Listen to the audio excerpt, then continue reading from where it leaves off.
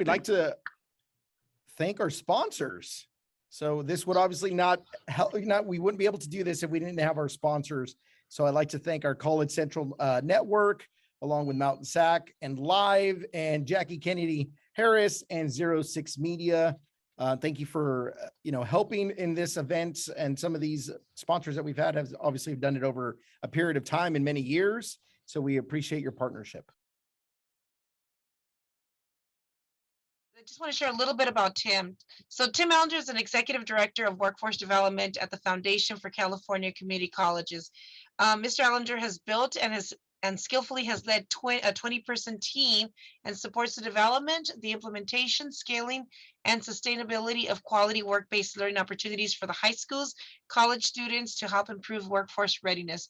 I got to share something about his leadership. Even though he's up there, he's up at the Foundation Workforce Development Team. He's expanded and diversified both public and private sector with work-based learning opportunities through programs and technology, including Career Catalyst and Girl Apprenticeship California. If you don't know about Career Catalyst, I'm going to say take a look at that. It's a great way to have them be the employer of record for internship or any opportunities that you want to do for paid internships or even apprenticeship opportunities. So think about that as you're building out your grants. That's my little side note.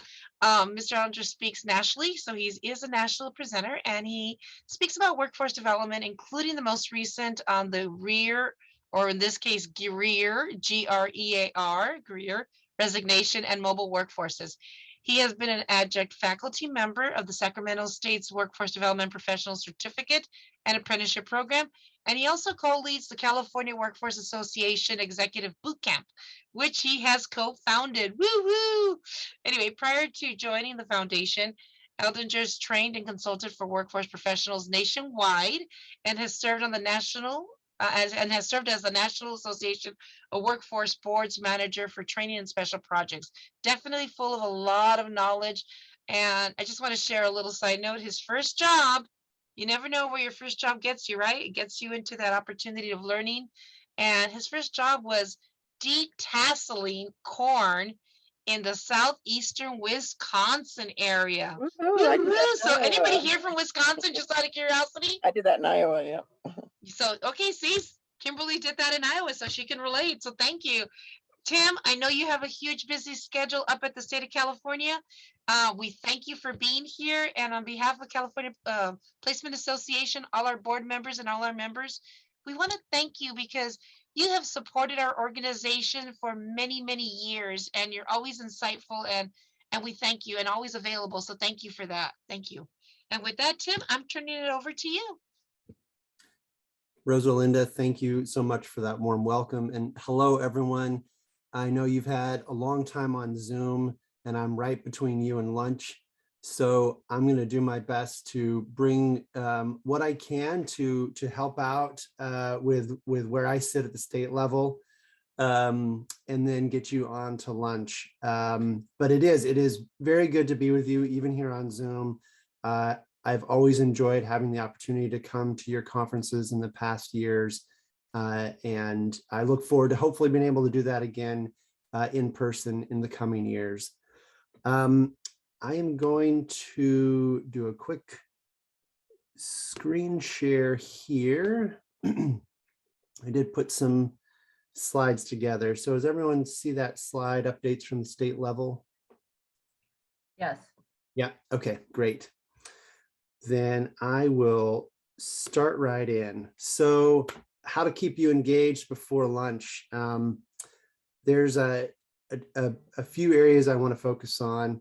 And then I do want to have some time for a little bit of Q&A if we can.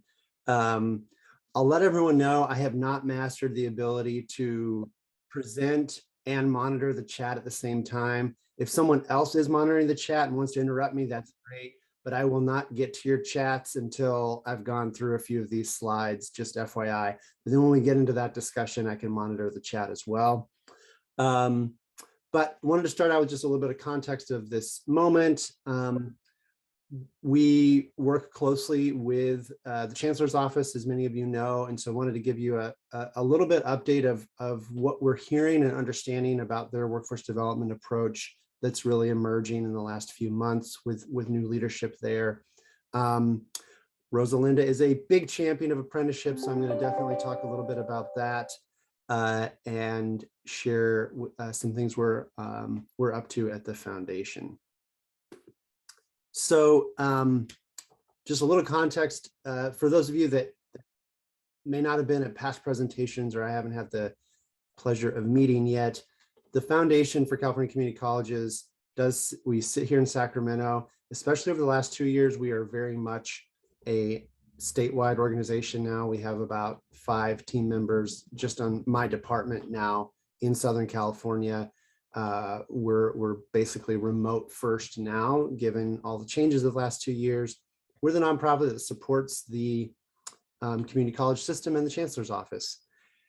And through that, I get to lead our workforce development department. And we have 20 folks that focus on a whole range of supports for work-based learning, apprenticeship, employment-focused programs. I have always appreciated the work that the members of California Placement Association does. I feel like it's the hugely important centerpiece to what the colleges can, should, need to be doing. And I hope that comes through as we get into today's conversation. So I did want to share that I noticed in your agenda that you had been talking about the Great Resignation earlier today. And so from a context perspective, or maybe yesterday it was, but that's really been on our mind. And I just wanted to share a little bit of what we've been thinking about there. Probably old hat to a lot of you, but just noting that super high levels of quit rate, 20-year high, especially what you see with folks that are in lower wage jobs are saying this is not worth it. There's a frustration about a sense of not having opportunities for advancement or feeling undervalued. A renewed or new, perhaps, understanding of the value of not working and or having a more healthy work-life balance, wanting more promotion, wanting better pay. I think you put all those things together and you see the kind of dynamics we're seeing in the labor market right now. This has all been also, of course, impacting education. I don't have to tell all of you that enrollment has been significantly declined in the last several years. Well, in the last 2 years, I mean, particularly. And we're seeing students falling behind, and we're seeing educators leaving at a high rate. And I saw this on the agenda too, of students experiencing really high levels of mental distress. And I just want to say, we had the opportunity, this is a picture from a couple of weeks ago in Sacramento at the CCE, that's the Association of Occupational Educators Conference. And you can see a brilliant orator there in the back. That is, of course, Rosalinda Rivas, right there speaking. And this was a workshop on the Great Resignation. And Rosalinda was sharing, and it turned into this incredible conversation about how stressed everybody is, this concern for students, but this concern for everyone's well-being. It was really quite a conversation that everyone had. So I wanted to just start with that and just recognize that all of you are feeling that on the ground at your campus with your students. And I want to thank you for everything that you are doing, the best that you can to support students, to support each other, to the extent that you can find ways to recharge, to provide yourself with some inner nourishment and strength. We know that it is needed, and that was certainly a big thread that came in here in this conversation. And also part of what Rosalinda was sharing there that others were sharing was just the way that work is changing right now. It's wild, and Rosalinda sharing about her own children doing a lot of work online through video gaming and things like that. That was there before the pandemic, but it has just accelerated. So knowing that all of you are dealing with that real time, I just wanted to note that this is causing a lot of changes that we don't even really know what to do about right now. And I think just calling that out is worth noting. And yes, Rosalinda again in her bright red jacket, the same one she has on there. It's amazing. Throwing a skein of yarn. What the heck does that mean? I'm just going to leave that with a little suspense and come back to it. But yes, she is about to throw a skein of yarn across the room. Coming back to that. So I wanted to provide a couple of updates. As many of you may know, we've had some transition in leadership at the statewide level for workforce development. Our Vice Chancellor, Shani Weber, that was the Vice Chancellor for a few years, departed in late January. We now have an interim Vice Chancellor, Sandra Sanchez, and she, along with Executive Vice Chancellor Marty Alvarado, presented at the California Community College Occupational Educators Conference a few weeks ago. So apologies in advance. I was not able to get the slides, so I just have my photos from the audience, but I wanted to speak to them because I think it's important context for everyone. Even though I know some of you are not directly in career technical education, it's showing the direction that they're thinking. So they started out by just noting there's a need to keep moving from all these different reforms that we have, which are going to continue, to thinking even more deeply about a full transformation. And yes, there were a lot of questions in the audience of what does that mean? And I think that is going to be continued to come from the Chancellor's office. But I think it's worth noting that their sense is this is a big moment of change that we are in, culturally, economically, and educationally. And so one of their reasons is, some of you may have seen this, and apologies again, it's a little bit hard to see, but really looking at how we really are moving from a paradigm where you got your education, you worked for a long time, and then you retired, to dipping in and out of those repeatedly throughout one's lifetime. Everyone knows, everyone has 8 or 9 different careers throughout their lifetime now, and people are living longer. And they put this up on the screen to just say, given that this is a broader representative of reality for a lot more of the students, we have to have our institutions better reflect that than what they reflect now, which is our legacy structures that are more for that older economy. They used this slide as well to promote the idea of moving from the idea that we're all trying to become an expert in something specific to trying to help foster agility, that the economy is changing so quickly, the needed skills and the contexts of work are changing so quickly, that helping our students better be agile versus just getting that specific domain expertise, which can also have its place. I'm not knocking that, but that it shouldn't be the only thing we're focused on, and agility is an important consideration. And then this is a lot here. I'm not going to go through all these, but they did just recognize that there is a lot going on in our system around reforms, all of them seeking, I think if I was to try to summarize these, they are really eager to have our colleges be places that students can feel like that is their pathway to career mobility. Career mobility is a word that they are sharing a lot in their conversations as something that that it's not just getting a career, but more in that up and down lines that was in that slide before, of moving into some work, moving into training, maybe doing both at the same time. And so they just said, all these are still happening. We want them to be as integrated as possible, and they want to work with colleges to help remove as many institutional barriers as they can for students to experience career mobility. So that was a lot. We will have some time for Q&A, and I don't have all the answers either, but but wanted to give that snapshot of what we heard at that conference. Little pivot here at one of the sessions that Rosalinda did attend. We were able to work with our partners at the Division of Apprenticeship Standards to talk some about apprenticeship. And so wanted to just share a few of their slides, because I think for those of you who are involved in apprenticeship, it'll be a little refresher. But for those of you who might be thinking about it, or thinking about how your students or your college could get involved, I hope these will be helpful.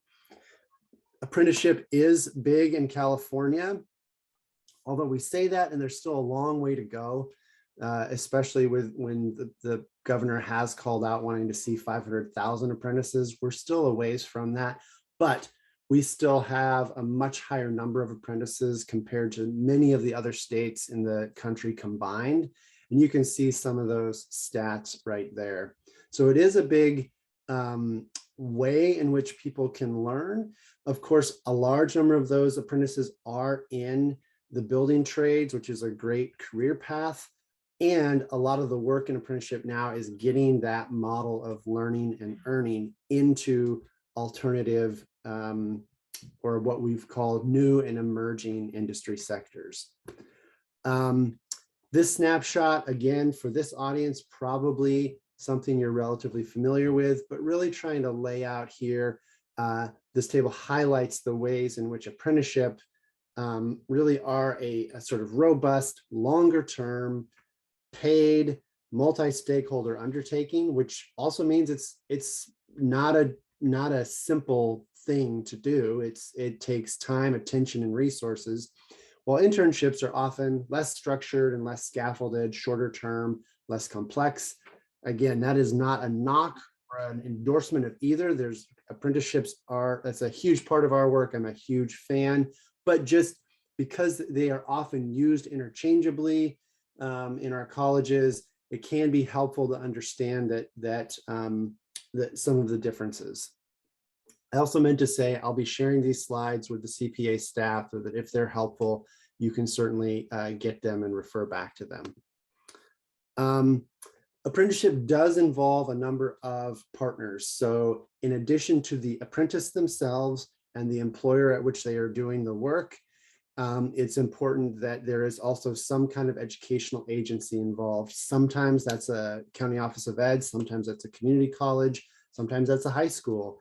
But they're the ones that sort of hold the curricular and learning component of the apprenticeship.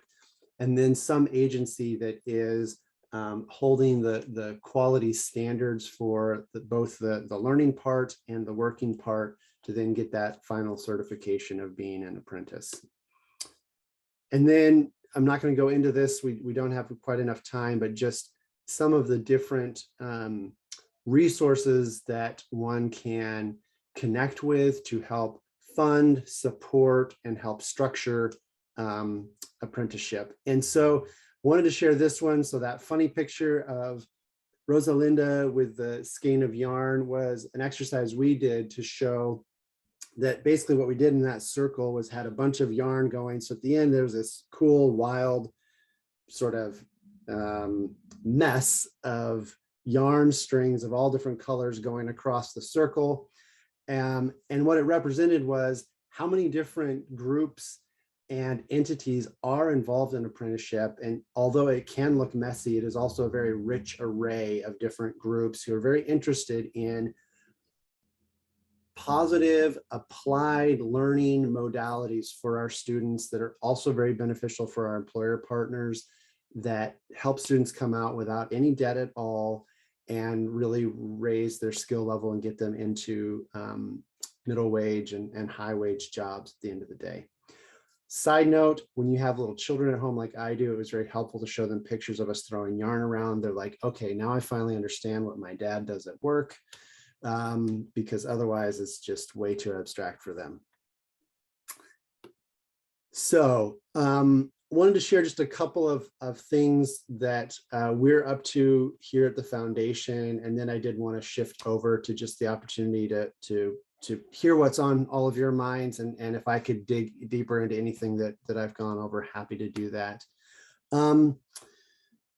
Rosalinda mentioned Career Catalyst, and just real quick for those of you who may not know about that. So for how that service works is we work with colleges, with workforce boards, and with a lot of community-based organizations that when they have an internship program, an apprenticeship program, or a temporary work program, they set up the structure of it, the learning, and the employer partners and the students. But we take on then all of the HR, hiring, payroll, workers' comp, taxes piece of it.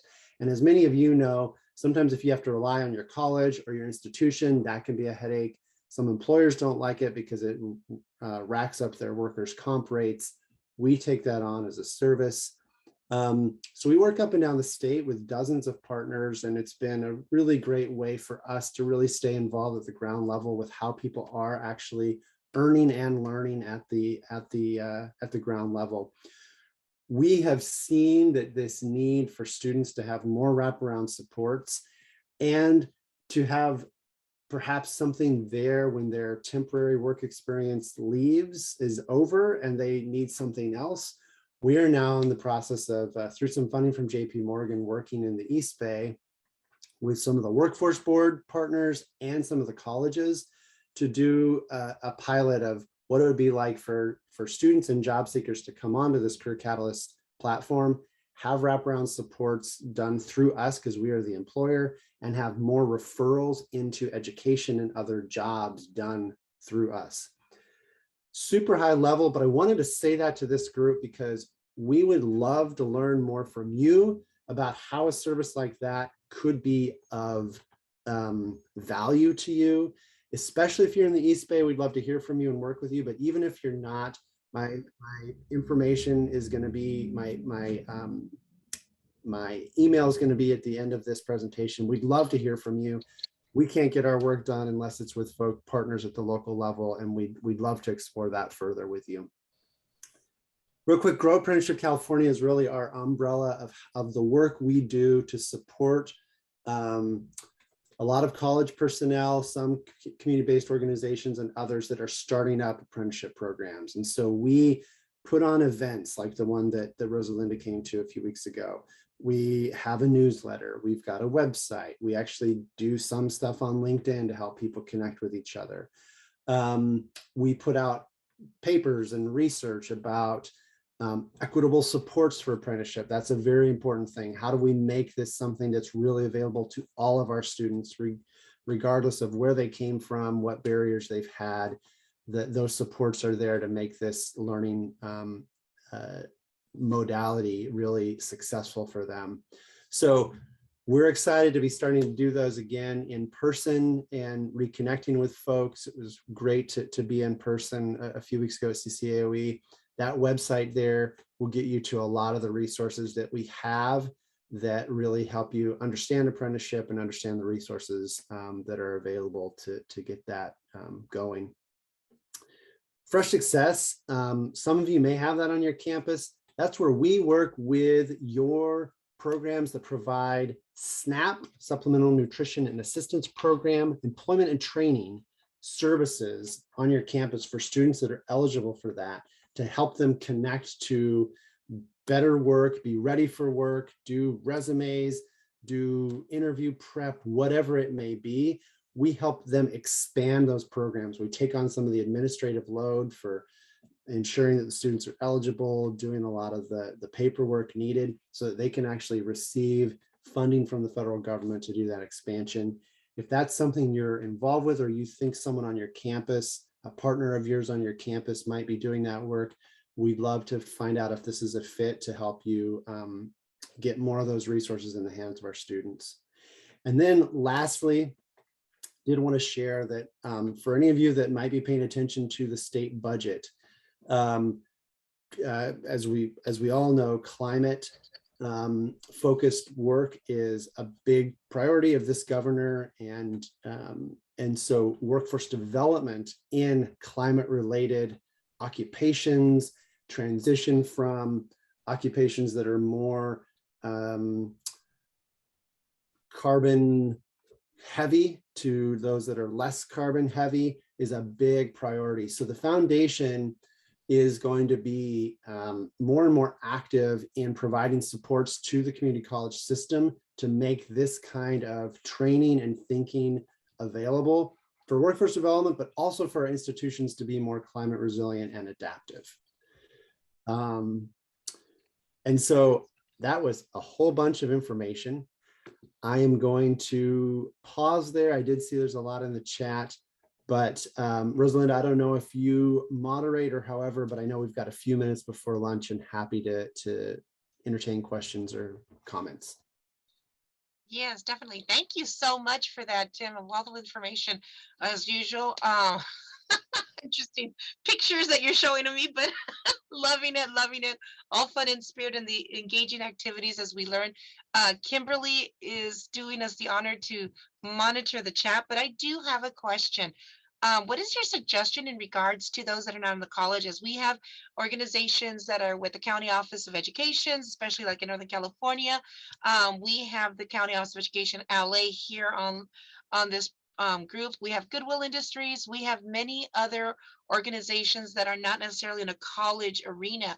But what do you recommend in regards to apprenticeship, how they can get involved, how they can collaborate with the colleges, or maybe do their own standalone? What is your suggestion in that, and how can the foundation office work with them, or what is the role in that regards?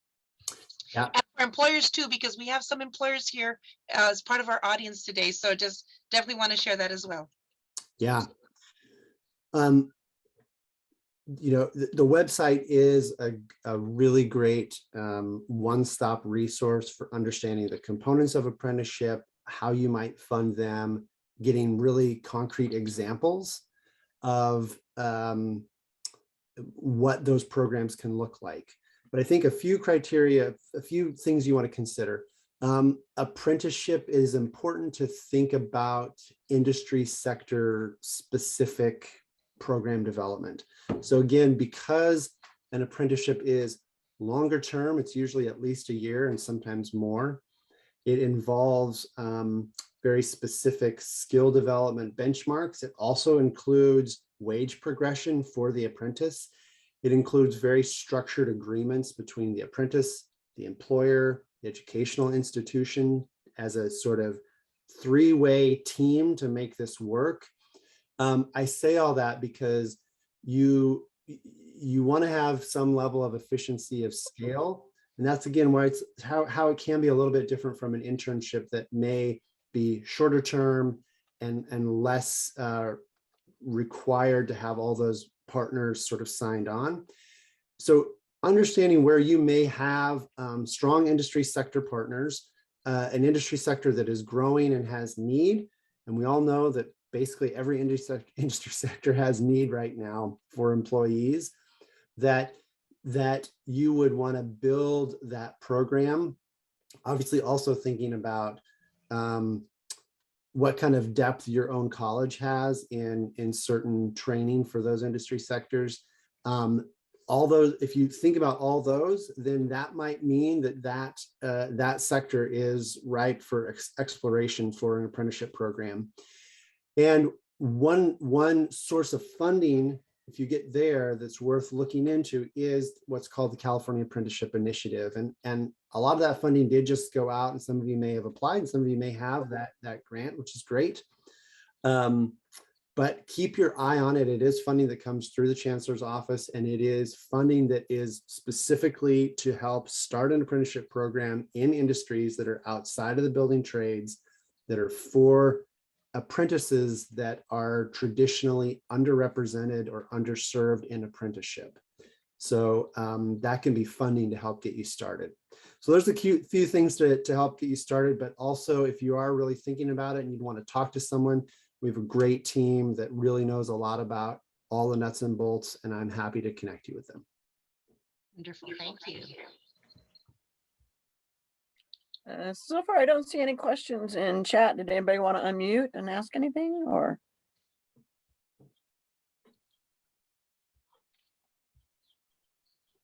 Well, I want to ask the question for the future of workforce and foundation, our collaboration and partnership. We are having our 2023 live CPA State Virtual Conference, March 1st through the 3rd, Tim. So I would like to see if you can ask your children, along with your wife and work, of course, to see if that may be something that you may want to consider coming out and being part of. You don't have to answer now. You know, I know with the life work balance and everything, it's something that now has expanded. Right before we would ask work, but now we need to value all parts of it. And so I get it. And so maybe we'll find some yarn to toss around. That would be fantastic. I would love that. And yes, I will absolutely put that on my calendar and make it a priority. I really think that we are moving into a time where students are thinking very seriously about, if they're going to make the investment in college, they want to understand how it's going to connect them to work. And so the work of this association, I think, is going to become even more central to how colleges think about who they are and what they do, because colleges are not going to be able to continue as they are right now. With enrollment declines as they are, there has to be some of these changes. And I think that the kind of work focused on here is going to be very, very important. So I'd love to talk about that again next year. Wonderful. Thank you. Thank you. Thank you for that. I appreciate that. And thank you for your years of support. And I also want to say, on a side note, Ann Steinberg can't be with us today at our conference, but she sends her regards. She sends you a virtual hug, and she thanks you for joining us and being here. So I just want you to know, on behalf of Ann Steinberg, she says a big hello to you. And she appreciates all that you do for us. Thank you so much. Here we will be March 1st through the 3rd, 2023 at the Doubletree Hilton at the Golf Resort in Palm Springs. We look forward to seeing you there. Think about it, save the date, start mentioning it, and plan it on your fiscal budget for next year so that we can see you live and in person.